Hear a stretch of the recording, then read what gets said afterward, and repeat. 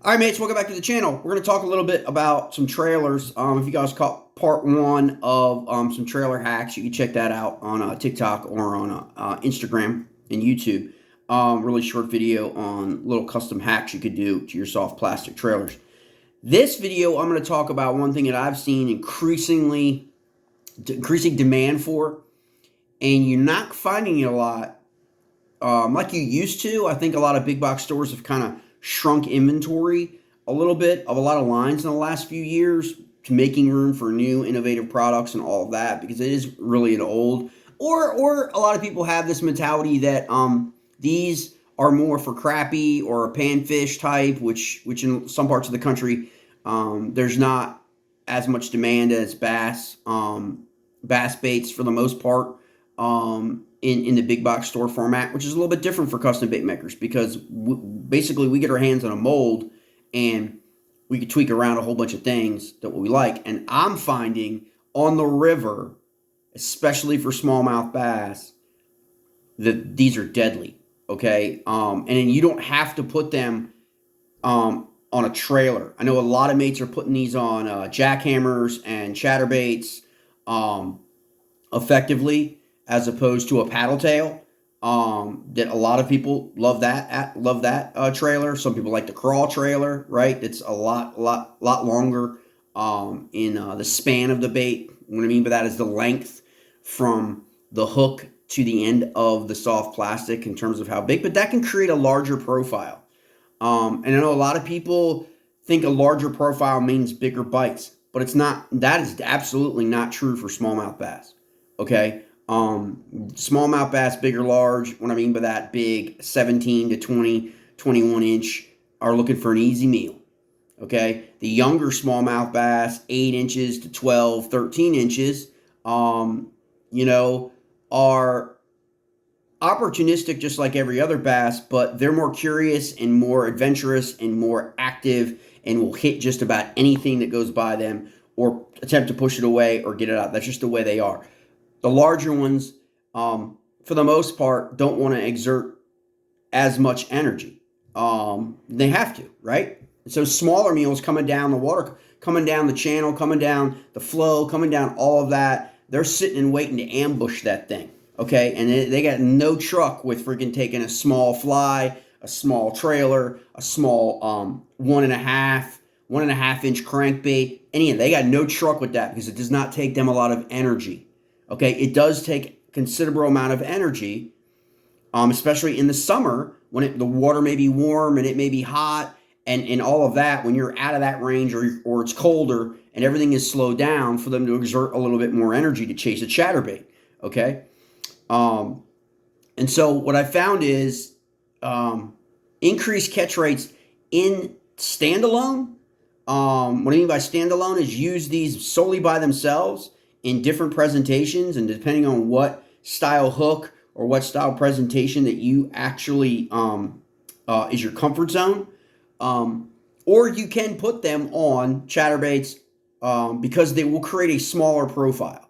Okay, in terms of that chatterbait, it's not going to extend as far from the hook like some of those bigger trailers that are 4 inches, 4.5 inches. I've seen mates use them 5 inches and ask for custom pours from a 5-inch crawl mold. Okay, and that's suitable more, I think, for flipping in on places like the Potomac River than I say like the majority of rivers that may be shallower. Upper Potomac, Shenandoah, Murray, New River, Holston, Jackson, Robinson, Goose Creek. There's a whole bunch of just they're shallower. So you want probably a smaller style, and that's where these come in, mates. So this is your normal like 3.5. Okay, a lot of people, probably one of the most popular sizes that it gets requested for, and people buy in big box stores. This is a 3.5 trailer, okay, or standalone. Okay, 3.5 inches. Okay, which is a most popular size. Okay, but if you want to try something a little bit different, especially in your rivers, you want to go to a little smaller one. Okay, and this is a Sunfish pattern. A lot of flake, a lot of gold, green pumpkin color. this is a fish catcher, hands down. And you like when in standalone, I mean, you can match them up with your chatters as best you can, because there's not a lot of different color variation as opposed to the 3.5s, the 4s, the 4.5s, and the 5s. You've got all the crawl colors, the black and blue colors, chartreuse colors. You got all that, and that's in the smaller sizes. A lot of times, there's not a lot of color differentiators at the big box store or maybe online. There may be 3, right? But this is one you want to look for, okay? Because this is highly successful in both rivers and impoundments reservoirs, okay? Because of the forage species.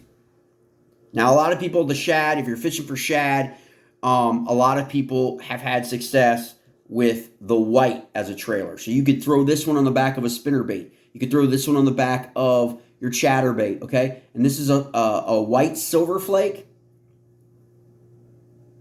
okay? And this is a white with a red flake. I don't know if you can see that red in there. It has a little bit more of a red hinge to it, okay? And again, most of the time, not all the time, if you find trailers like these in a big box store, these are going to be together, okay? And the reason for that is they come off the machine line, they get packaged simultaneously, and so you have to peel them apart. You don't always have to peel these apart, mates. These work really effective in different presentations as a solid in the water column, a little bit more water displacement like a flap. Okay, so it works almost like your paddle tail swim bait. It's a flap to it, but you certainly can separate it. A lot of mates separate them out quickly as soon as they get them. And one of the other ones that's really effective is this one right here. You can use the laminate style. The laminate, all laminate is a two-tone. So it's green, reminiscent of forage bass, baby bass, fingerlings. Doesn't matter whether they're smallmouth, largemouth, F1s. They're just reminiscent of if your wildlife or DNR has stocked bass, okay, and released their stocking of where they're stocking bass. This is perfect for that, because the other bass are going to begin to feed on that forage. They just are. They're opportunistic. Okay, they're invasive. That's what happens. And you've got laminate, so it's on the bottom and on top. So it really mirrors a baby bass or F1 bass, smallmouth bass, really, in the water column.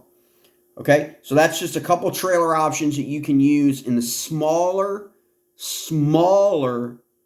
under 2 inches. Okay, find them at 1.5. You probably can find some customs now at 2. This is the one I like. I prefer this mold at this size because that's such functionality for different presentations no matter where I'm going. If I'm going to the upper Potomac, if I'm going to the Susquehanna, if I'm going to the lower Potomac, I can pour some black and blue and get it on it. I can pour some chartreuse, straight up chartreuse, which is very similar to that. Maybe less black flake in it, and just have it be solid. Throw it on a white chartreuse spinnerbait as a trailer. Any number of things like that you could think of. They're highly functional, and they just catch bass. And they catch big bass a lot of times in the summertime. They just do. And I'm getting a feedback from this weekend. These caught some bass this weekend. And actually in the last 2 weeks as trailers at both the James River and Potomac River bass fishing events. So we're starting to get a lot more feedback and a lot more validity back on this style. So we're going to expand some color variations to match what the mates want. We'll look forward for that in the coming video as we get some new colors rolled out.